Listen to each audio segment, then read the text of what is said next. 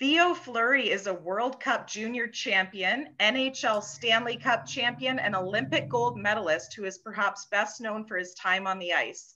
But off the rink, his life once carried the markings of a troubled childhood, abuse, and coping with emotional pain through addictive and self-destructive behaviors. Today, Theo defines himself as a victor over trauma and addiction and a facilitator to those still trying to find their way. His best-selling books, Playing with Fire and Conversations with a Rattlesnake, encourage open sharing and provide practical tools that people seeking help can personally use. These tools are also useful to those who want to lead a productive conversation called Real Conversations with anybody else experiencing trauma. Theo has been awarded the Canadian Humanitarian Award and the Queen's Jubilee Medallion. He is a Siksika Nation Honorary Chief and recipient of the Aboriginal Inspire Award. He also holds 2 honorary doctorates, one in science from the University of Guelph Humber for outstanding contributions to the mental health of Canadians, and another in laws from Brandon University for his work in combating child abuse and promoting healing and recovery. Today, Theo is a healthy, motivational, and successful agent of change. He is committed to daily transformation through personal growth, mindfulness, and new action, and his compassionate spirit allows others to feel safe and whole by experiencing his vulnerability. Theo is skillfully adept at inviting audience self-reflection during his many speaking events by creating safe environments for guests to share their own Me Too experiences. Without controversy or blame, Theo focuses on helping and leading others down a path of healing. Theo resides in Calgary, Alberta. Thank you so much again, Theo, for joining me today. I'm so excited about this conversation and what we're about to talk about.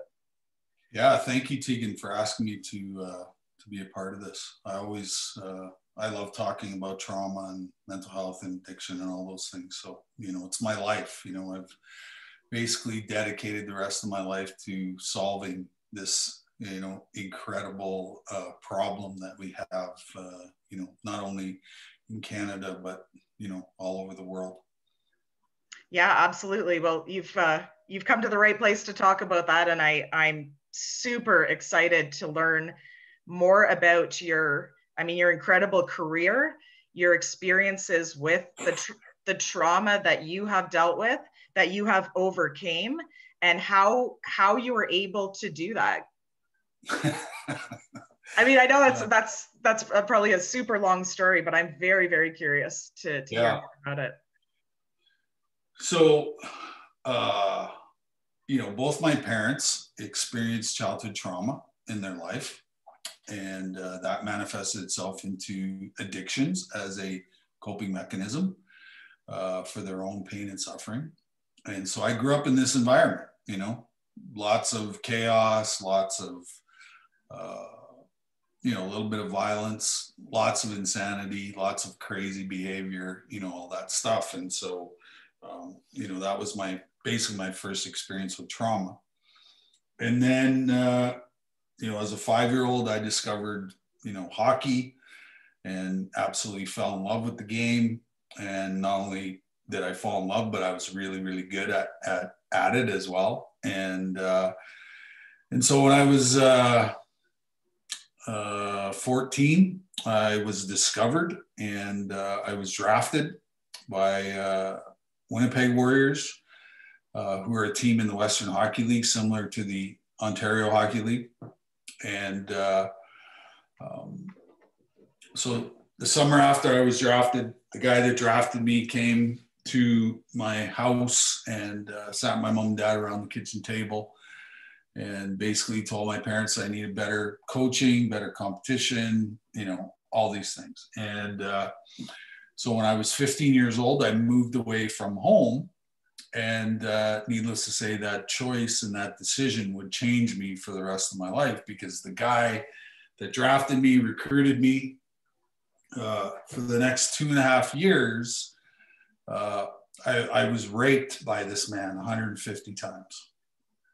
And, what I was left with was a lot of shame, a lot of guilt, a lot of anger, a lot of resentment. And, this being the early 80s, nobody was talking about sexual abuse. Nobody was talking about mental illness. Nobody was talking about anything.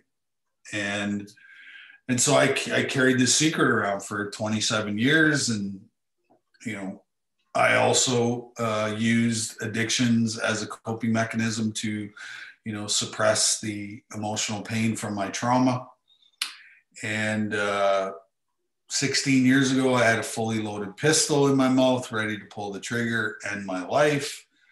Not because I wanted to die, but because I was completely exhausted from living in emotional pain and suffering for the majority of my life. And then September 18, 2005, I got sober and started down this road and this path of healing. And in 2009, I released a book called Playing with Fire, which I had absolutely no idea what the hell I was getting myself into. But quickly from, that experience, I found the true purpose for my life. And that was to help as many people as I possibly could who had the same experience as me find healing and find sobriety and find other coping mechanisms, healthy coping mechanisms to, overcome their trauma. That's absolutely amazing. And what has that journey been like? Was that really what made you want to finally come forward and start talking about these things? Did you realize that there was a lot more people than just you that were staying silent about this? Like what? Well, I knew that I was going to die, and I didn't want to die, and which meant I had to make changes, right? And then I would say, the biggest turning point for me was the night before I got sober, because I hadn't surrendered yet. I was still, in victim mode. I was still in self-pity. I was still in all this, stuff. And the night before, I hit my knees in a washroom and I surrendered. And I turned my will and my life over to the care of God, Allah, Buddha, Jehovah, the universe, whatever the hell you want to call it. I turned my will and my life over, and I actually asked for help. And help came. The very next day, help came because, I haven't had a drink in 5,686 days. And then this, people just started showing up. Random people started showing up that could help me along my journey and along my path. And one of those people was a person that helped me write that book. And, and I told this very vulnerable story. And, what happened after the book came out is I got run over. I got completely run over by people who had the same experience as me, but have never talked about it, never, and they were seeking me out at book signings and speaking engagements and, events that I was doing. And they were telling me their stories, and that hasn't changed in, 12 and a half years. My phone is full every day, all day long of people, reaching out, looking for healing opportunities. Amazing. I've heard you say, Theo, that the real pandemic and epidemic that we are living in right now is childhood trauma and victimization. Yeah. Can you talk a little more about that? Yeah, absolutely. Thank you. They like to use the phrase systemic racism problem in Canada. And I'm like, yeah, there are racist people around, but not as, you know, as a collective group of Canadians, we're not racist. And what we really have is we have a systemic unresolved trauma issue, right? And this goes back 10,000 years, okay? That trauma is always the common denominator in every, you know, situation. You know, I did a TED Talk in Vancouver a few years ago, and I qualified every single person in my audience as a trauma survivor by saying, if you have parents, you've experienced trauma in your life. And, you know, not trying to single out one body or one entity, but trauma happens in relationship, right? And how do we solve the issue of trauma? Well, it's through relationship. It's through, you know, interacting with people where we're telling our trauma stories. And, you know, we've had more opioid overdoses. We've had more opioid deaths. We've had more suicides than we've had COVID deaths, right? And so COVID is the most traumatic thing that's happened since World War II, right? So all of us who have trauma, we've now added another layer of trauma on top of all of our other traumas. And so why are we seeing a spike in mental health? Well, because of trauma, right? You know, when we're traumatized, our nervous system gets completely thrown out of whack, right? Our brains get thrown out of whack. And that's why we have, you know, these labels: depression, anxiety, PTSD, OCD, all these things, is because our systems are thrown out of whack, right? And through the process of therapy, whatever that looks like for you, because there's 10,000 different kinds of therapy that you can use to recalibrate your nervous system, you know, but we don't talk about that, right? Like there is no space for trauma. There's no space.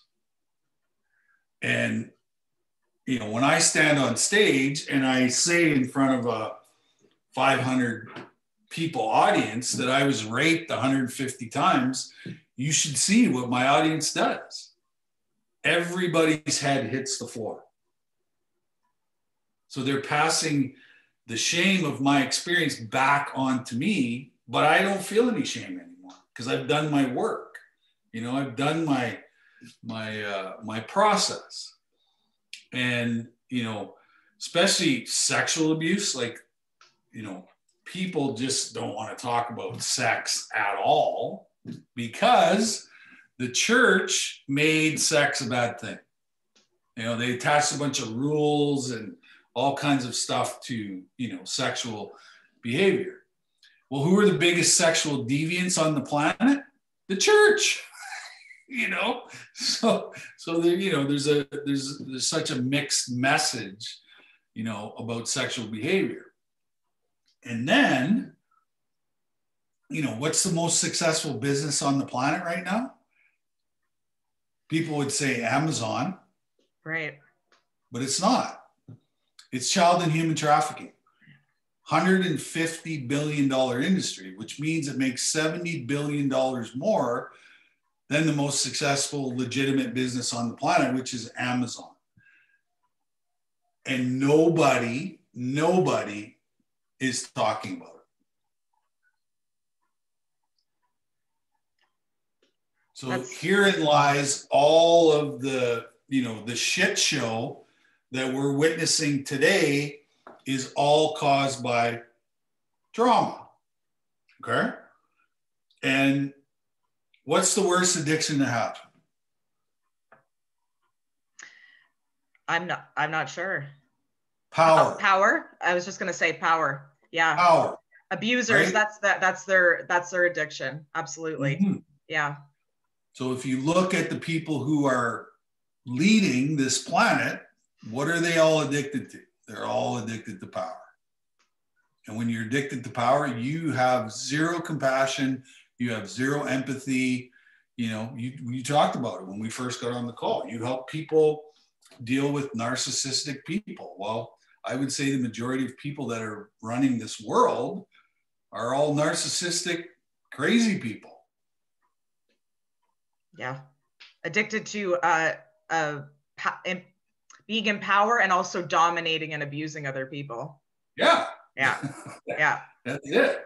You know, if you really, you know, open the curtains, and if you're awake, right, it's very obvious as to what's going on. You know, like I was thinking about this in the washroom before I got on the call with you, that the abuse that I'm suffering right now is way greater than the abuse I suffered with my coach. Because I'm in isolation, I'm in lockdown. They're talking about injecting me with some poison that I'm not going to have a choice in the matter. You know, it's just, it's unbelievable where we're at. It is. And the effects are unbelievable. And, you know, everyone's seeing it. It's catastrophic. Yeah. So is it systematically, or is it planned? Yeah. You know, scary stuff. Yeah, it really is. Do you think how do you think this is gonna end, and what are some things that people can do to get through this? Like, I've certainly in my life never seen anything like it. I don't know if you have. I've never seen anything like it. And it's everywhere, the mental health and the trauma issues. And I think a part of it too, I don't know if you would agree with this or not, is that there are some people don't even want to begin the process of acknowledging that they're not even there yet. Yeah, and that's when it'll end, is when everybody's awake, right? That's when it's gonna end, right? Yeah. So, well, you know, this ideology that's being sold on television and on the internet all day long has been tried 24 times. Okay. Mm-hmm. And it's failed 24 times. And the people that it affects it produces death. Okay. 100 million people have died because of this ideology, right? And how are we going to overcome this? Well, we're going to overcome it by spirituality, right? A belief in something greater than ourselves. Because the only way I've been able to overcome what I've been able to overcome is, you know, I tapped into the spiritual side of my being, right? And, you know, they're trying to take God out of the equation. And when you take God out of the equation, what happens? Chaos, chaos, chaos, right? So, you know, I would like to believe, I'm not there yet, but God wins, right? And I'm being tested daily in my belief, right? Which is part of their plan, right? Is me questioning whether there is something bigger out there that's going to say, you know what, enough's enough, I've seen enough, and, you know, right?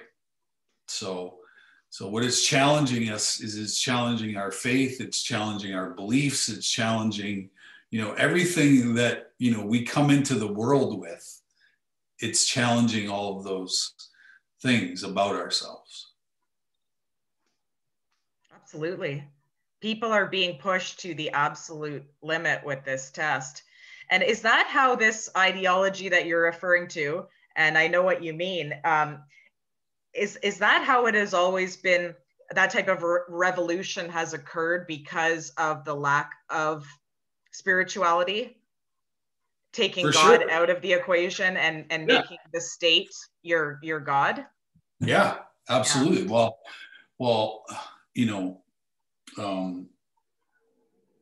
I grew up in that sort of that world, right? Fame, fortune, all that stuff. I lived in that space for a long time, and it almost killed me, right? Because I lost who I was, right?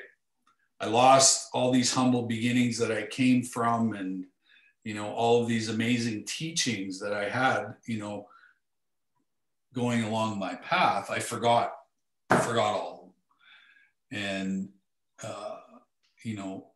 that ego part, brought me to my knees, and I had a gun in my mouth, and so.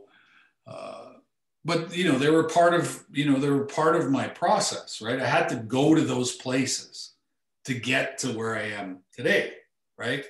And pain is the greatest motivator for change, that we have. And most people would look at emotional pain as a burden, but I actually look at it as an opportunity to grow as a human being.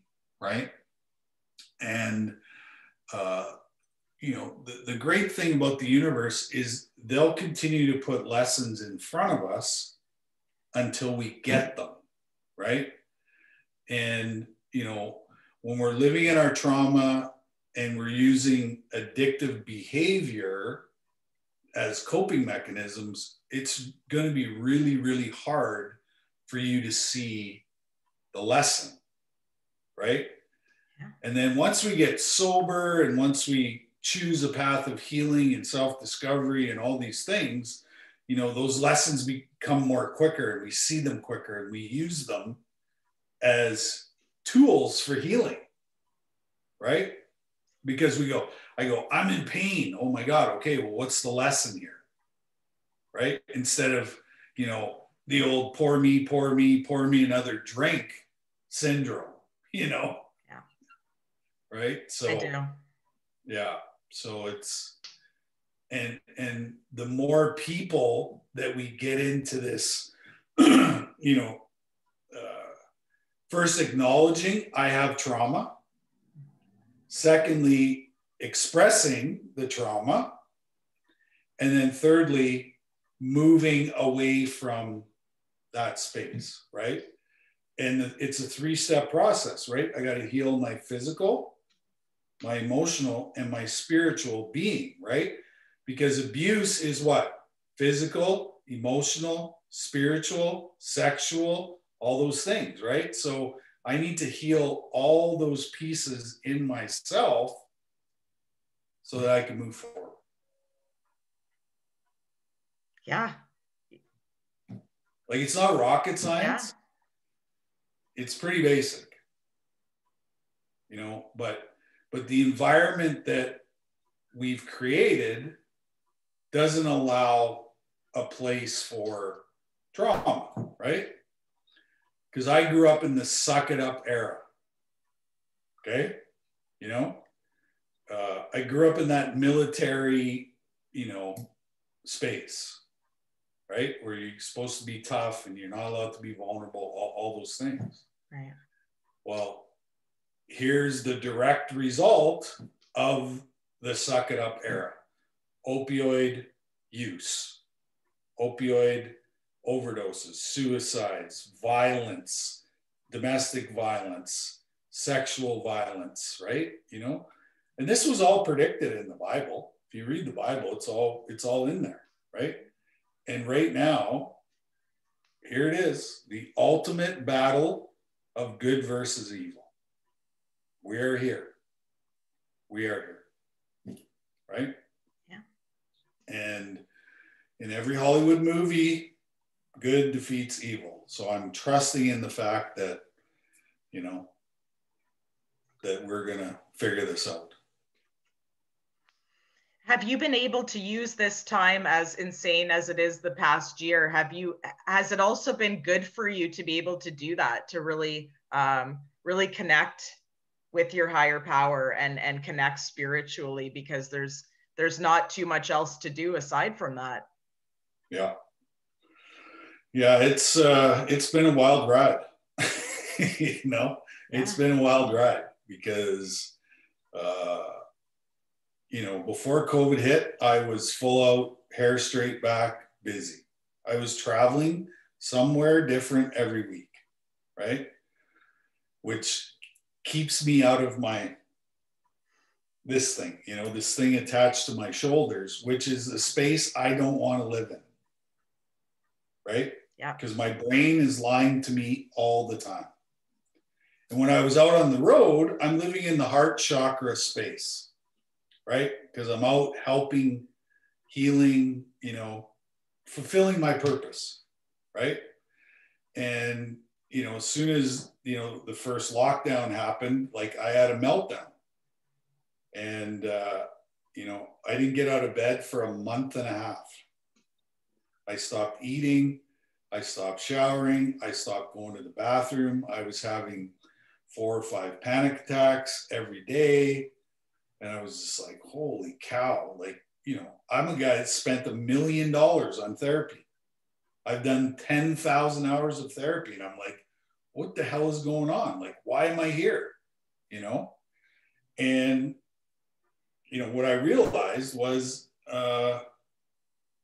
because I'm an athlete, right? I'm wired to win, right? So when it came to my mental illness, I thought that I could just obliterate it and wipe it right off the map.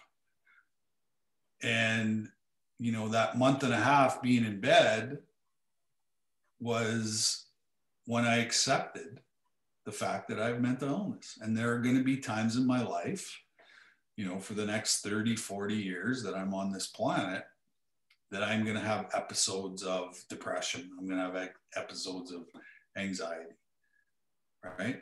But I also have a really amazing toolbox that's filled with all kinds of really cool stuff that I can use to, you know, get out of whatever state that I'm in, you know? So it's just, you know, that saying life is hard, you know? And anybody that says any different, you know, teach me then. Show me, you know, show me how to do this, right? But in my experience, most people, you know, struggle. Absolutely. Absolutely. So you either fight it or you accept it and learn, right? You know, we're human beings and we're supposed to make mistakes. It's the only way we learn. And you can grow way more from making those mistakes than from not making them. Absolutely. 100%. I mean, you would know better than anybody that, you know, the only failure is not making the mistake or not trying or not going for what you want, you know, even if you fail at that. Yeah.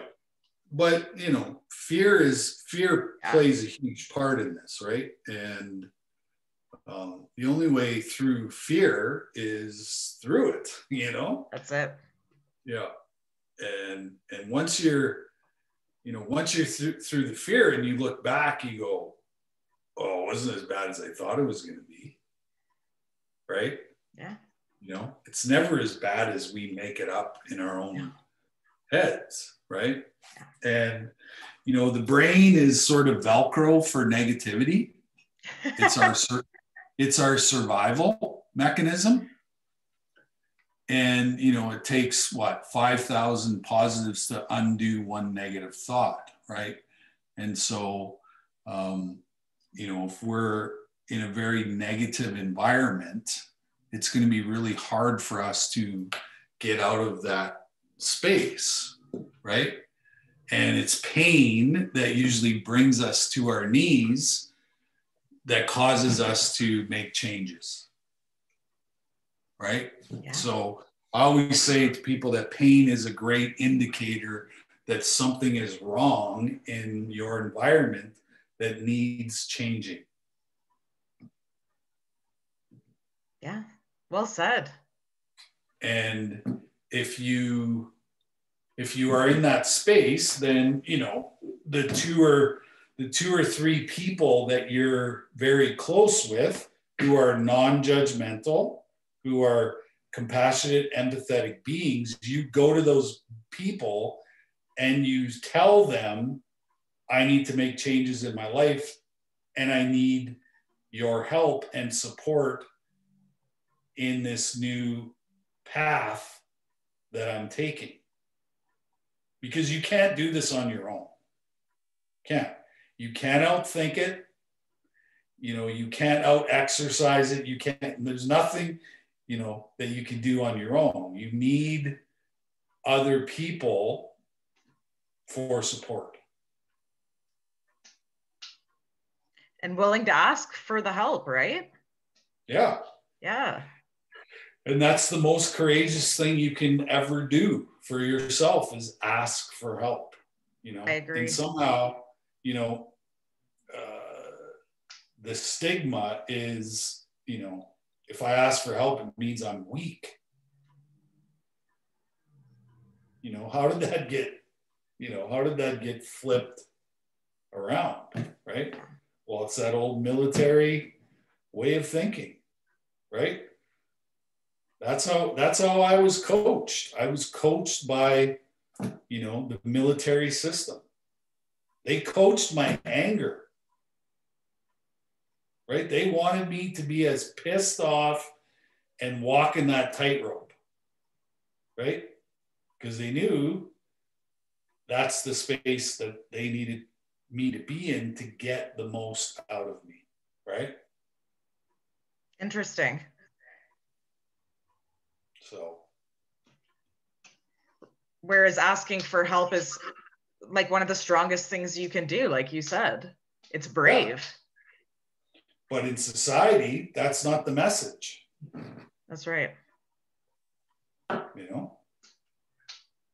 And that's not how you were trained. No, that's not how I'm wired. But like I said, I was brought to my knees because whatever I was doing was not working. Yeah. Right? And I was going to die. Simple as that. You know? Not quick. Slow, painful, lonely, resentful, angry death. And I knew that I was better than that. I knew what I was showing the world. I was better than what I was showing the world. Right? That's amazing.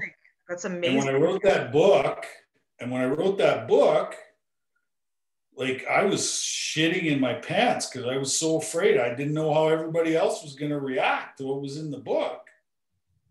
And not only, like, I was blown away, you know?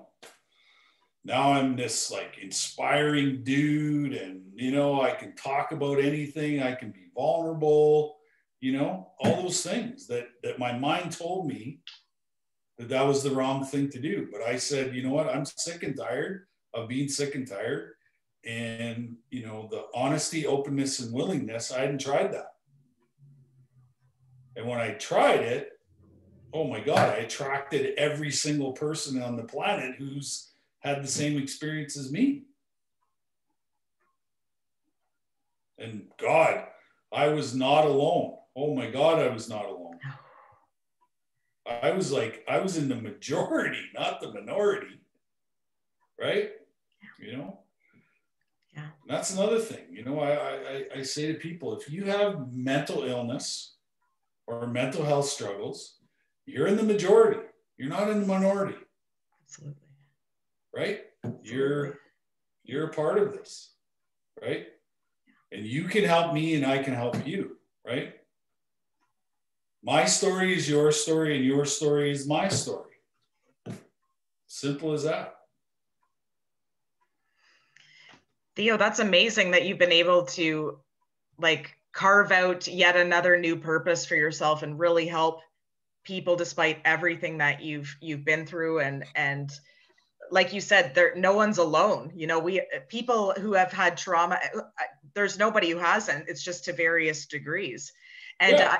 You know, I know you only have a couple more minutes here, but can you just spend a couple of minutes talking about what you're up to lately and how people can find you and get your books and learn about what you're up to these days?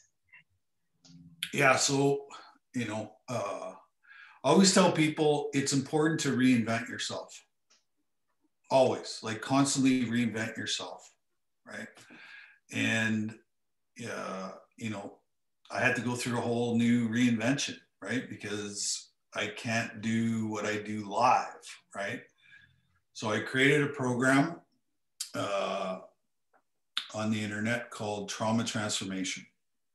And it's a 2.5-hour video series of me talking about trauma and talking about how, I basically give you a step-by-step plan of how to overcome your traumatic experiences. I also have a group. I facilitate a trauma transformation group twice a month online. The group is called Trauma Transformation. You can find it on Facebook. We have 200 members now.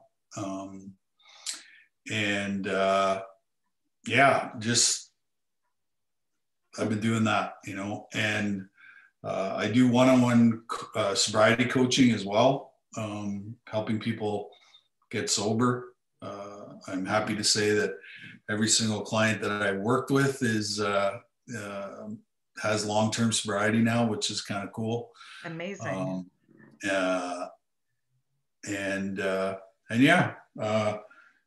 Weather's nice, and so my happy place now is the golf course, and I play golf every day because it's like meditation for me, and I get lots of vitamin D, and I'm outdoors and breathing the fresh air and all that stuff. So I'm really excited about that. But I'm on all social media platforms. I'm on LinkedIn, Instagram, Facebook, and Twitter. My website is theofleury.life. I've been doing lots of presentations online too to different groups as well. So that hasn't changed, but it's so different, I love being live because I love to see the reaction in my audience, and it's really hard to see that reaction online. Oh yeah.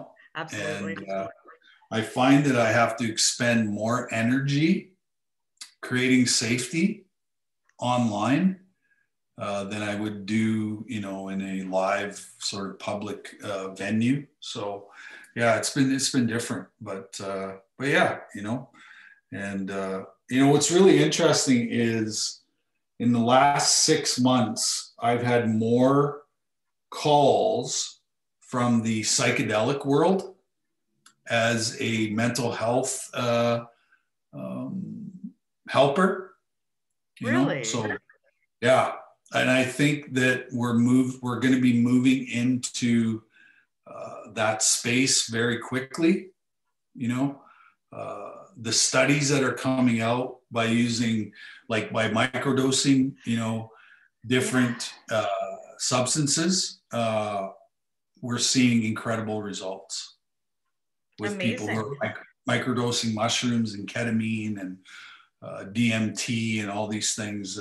It's just been incredible. So I'm looking forward to getting,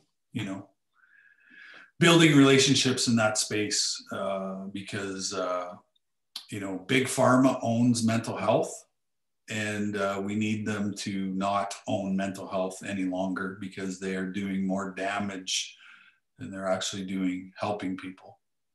And I think the psychedelics are, and in my spiritual teachings, I hang out with a medicine man who's one of the most powerful medicine men in the world. And everything that he has told me and taught me is that, the planet has absolutely everything we need to heal. And it comes in its natural state. It's not altered. It's not turned into some synthetic version of its former self. And and I'm continually learning, continually, talking to experts in the field of, trauma, mental health, and addiction.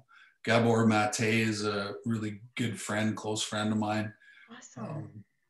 So I've had opportunity to do a couple events with him. I've actually been able to spend 2 hours with him in a car, which was incredible. 2 hours of, listening to this incredible human being talk about trauma. So yeah. And, I think that's the one thing that I'm so grateful for, is that, I get to hang around with all these amazing minds in the space. That's amazing. That's amazing. Thank you so much for sharing this about yourself with me today, and for the people who are going to watch this. Like it was really an honor that you did this, and I'm so grateful. Yeah, I learned a lot, Theo. I learned a lot. Thank you so much. And after we stop recording, like I said, I'll give you a proper goodbye. But I just really, I'm very, very grateful that you took the time to do this. Mm-hmm. Well, I started in the 12-step space, and there's a lot of who we call old timers who have lots of sobriety and lots of experience, and they always say this phrase: whatever you get, you got to give it away, right?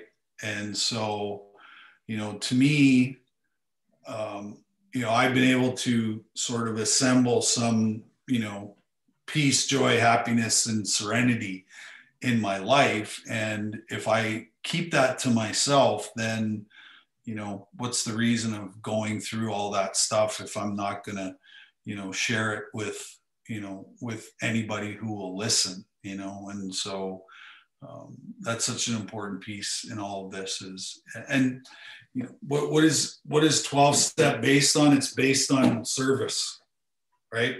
And we all have the ability to be of service to, humanity, right? Absolutely. And the common thread is trauma, right?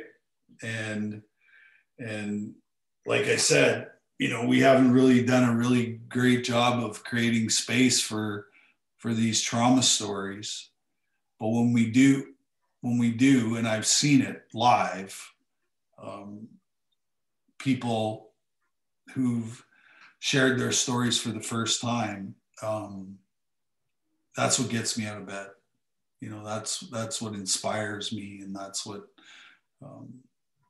that's why I'm here, is to pull those stories out of people, without judgment, without ridicule, and it's an honor to listen to these, stories from people that are talking about them for the very first time in their life, and I have thousands of examples of witnessing, these kind of things for the first time. Amazing. Well, you're certainly doing your part in bringing service to the space, for sure. I just really appreciate everything that you're doing and the time that you took, and definitely I learned so much out of this, and I know other people will too. Thank you. Thanks for sharing, Theo. My pleasure, Tegan. Is that I'm in this space regardless, right? So, the purpose, I look back at my life and I go, I could be bitter, I could be resentful, I could be angry about my parents, I could be, the same with my abuser. And what I've learned is they were actually gifts in my life, right? Because without that experience, I'm not talking to you today. I'm not in the middle of the biggest epidemic on the planet. I'm not, so many things that I wouldn't be doing unless I had those two experiences, right? That's an amazing way of looking at it, and also inspiring other people to do the same instead of being stuck on what happened to them and how justifiably unfair it was. Yeah, but it's part of living on this planet. It's part of being here. It's not unicorns and rainbows and pixie dust. It's those hard lessons that bring us to our knees, and then once we're on our knees, then that's when we ask for help, right? And you don't have to wait as long as I did to get to that place. That's amazing. That's amazing. Well, I guess we'll stop recording here, Theo, but just thank you so much again for your time today. It was awesome and a privilege and a blessing. Thank you. My pleasure. Yeah. Honored. All right. Sign off here.